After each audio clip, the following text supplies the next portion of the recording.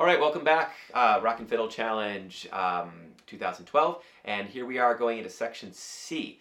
Yes, this is also measure 17. If you didn't notice yet, each of these sections is about 8 measures long. They have been so far. I'm not sure if that's always the case. I tried to break them up in logical selections. Okay, so section C, again, very similar to sections A and B, but we have something new here. So you'll recognize this, of course.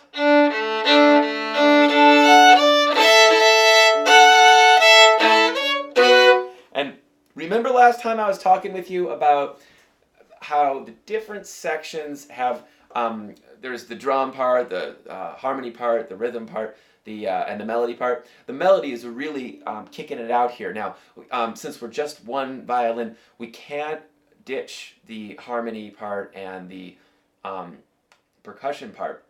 So it's really important to kind of limit how much of each one that we did when I was creating it. But you'll notice I put little accents here and there to kind of try to help you along, and the bowings were really carefully done to help you kind of bring out the sections that are important. So I'm going to go through it really slowly at first, which will hopefully help most of you, especially you more advanced players, kind of get through this, and I'll make sure that you can kind of see like that. How's that? Like that?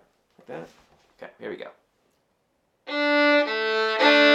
Oh, I should say, coming from the previous section, section B, we have a big grab, remember? So...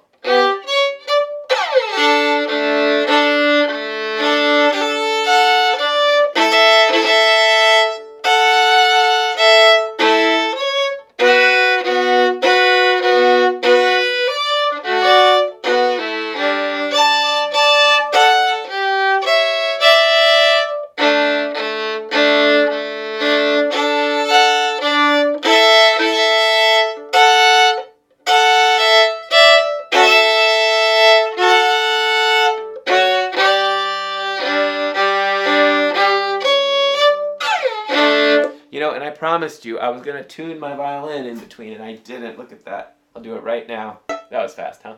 All right. So back to discussing section C. You can tell that it still has that kind of same element from section A and section B, but all of a sudden this time we're bringing in a lot more of the melodic material. Let me talk you through it now that I've gone through it slowly. So we have that grab and slide. It's just to an open A and open D, right? So again, don't get too hung up now, like on intonation, perfect intonation at this point. I mean, I'm a big fan of playing perfectly in tune. Don't get me wrong, but remember that we're trying to capture kind of an essence here. So you can definitely go through this piece and practice it for intonation. And I'm going to have to kind of trust that you're going to do that on your own if you want to sound great. But what I really want you to get is not the typical violin stuff, but what makes this sound like rock and roll? What makes this sound cool? So the sound doesn't always have to be perfect. It can be more an effect than the actual tone that you would normally play. You just wouldn't do like a glissando that way, right? You'd be more into the string, looking for a more pure sound, and really careful about where you land it. But this is... All right, so let's talk technique. We have... Now, this is the, in measure C, I'm looking at my music here, we have 1, 2, 3, 4 notes. That 4th note is on an up bow and it's slurred into the 5th note. And you'll notice I have an accent on that 5th note.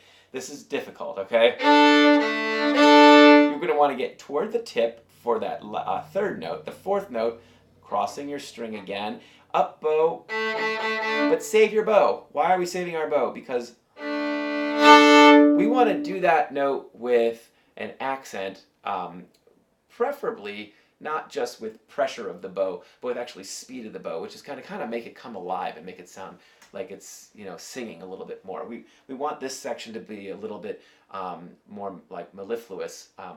Mellifluous, that's a good word, right?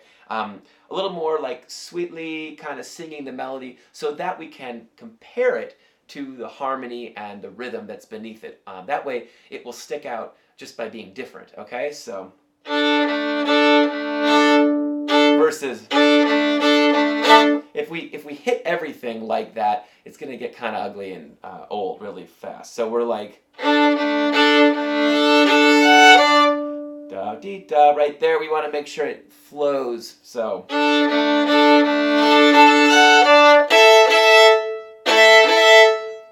Again, if you remember from section A, we need to make a tunnel with our first finger so that the A and the E string is clear in that second measure of C. So.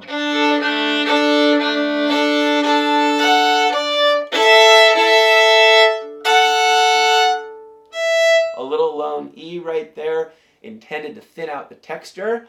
And then we have this harmony section coming up. So.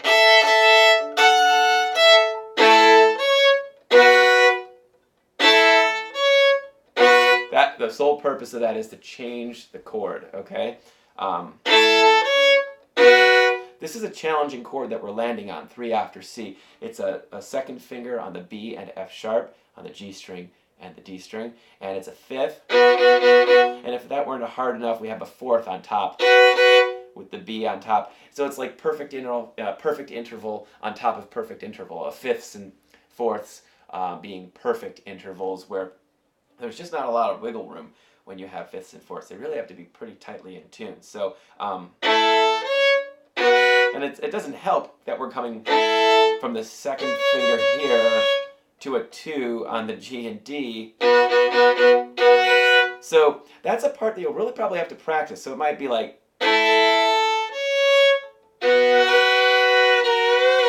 where does that 1 go, right? So maybe practice just the 2.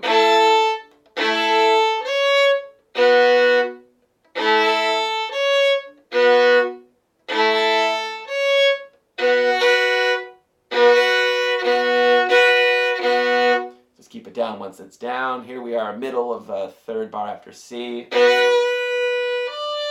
Now I want you to spend your bow because we're going to do a lot. And if you're practicing this carefully, you're going to get a little bit tired in this muscle right here. It's a whip stroke where you're actually whipping. You're lifting very quickly. And you're pinning that bow down. So.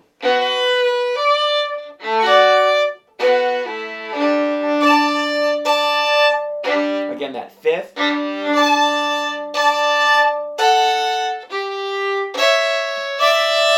So you hear the melody in this, and it might be fun to go and pick it out. So you're going to be from C.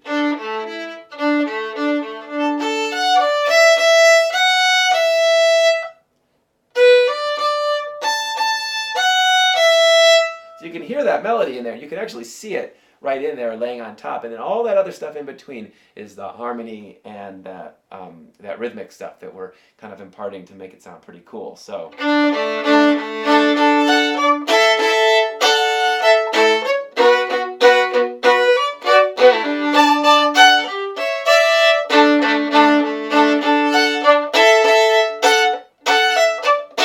Now I do something interesting right there. This is you see measure 20, 21, 22. And then I have the 2 down bows in a row right there. So it's. I like to do something rhythmic with my hand there. And I guess it's more habit now after having played it for a couple weeks. So. I guess we'll see when I do my final upload if I actually include that. But kind of just little fun things you can throw in there to make it sound cool.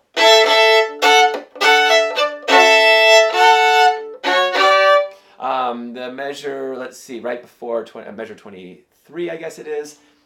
Big, huge quadruple stop.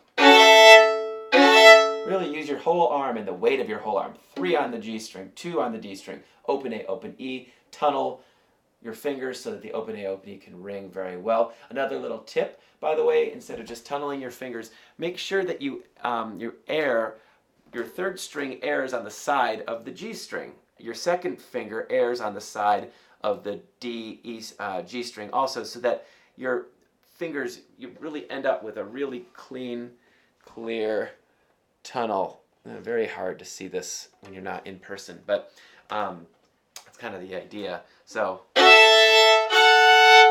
and then this is a little bit challenging, this little down bow, double down bow thing. If you've played like some solo Bach, like the Chaconne or something like that, you're kind of used to it. But maybe some of you aren't quite used to this. So you're going to actually do a triple, and you're going to kind of smear it together.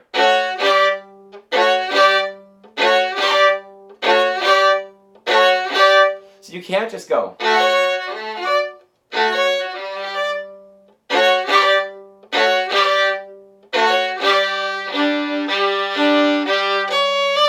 All right, so what are we looking for here? We're looking for a kind of a quick harmonic turnaround. So that's slow.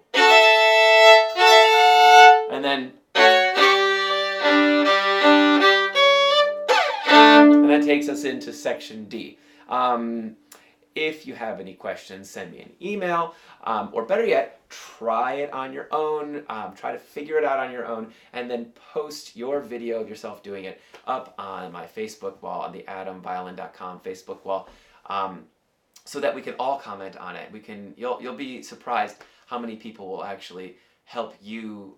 They want you to get better too. So have fun with it. Let me know if you have any questions, and I'll see you for section D.